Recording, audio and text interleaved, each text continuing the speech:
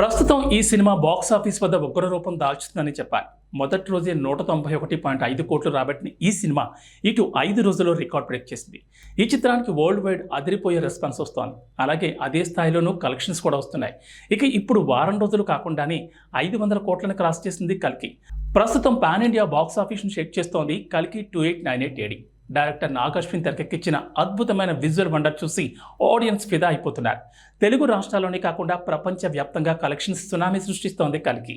భారతీయ పురాణాలకు science fiction జోడించి director Nag Ashwin రూపొందించిన ఈ మూవీపై ప్రశంసలు కురిపిస్తున్నారు.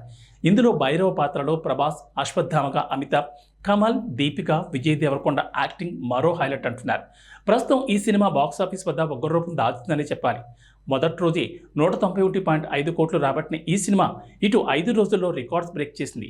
ఈ చిత్రానికి వరల్డ్ వైడ్ అదిరిపోయే రెస్పాన్స్ వస్తోంది. అలాగే అదే స్థాయిలోనూ కలెక్షన్స్ కూడా వస్తున్నాయి. ఇక ఇప్పుడు వారం రోజులు కాకుండానే 500 కోట్లను క్రాస్ చేసేసింది కల్కి. సినిమా ట్రేడ్ అనలిస్ట్ రమేష్ బాల ప్రకారం సోమవారం ప్రపంచవ్యాప్తంగా బాక్సాఫీస్ వద్ద కల్కి 2898 AD 600 కోట్ల మార్క్ క్రాస్ చేసింది. వరల్డ్ వైడ్ దాదాపు 625 కోట్లు వసూలు చేసింది. ఇక ఇప్పటి వరకు ఇండియాలో 343.6 కోట్లు రాబట్టినట్లు సమాచారం.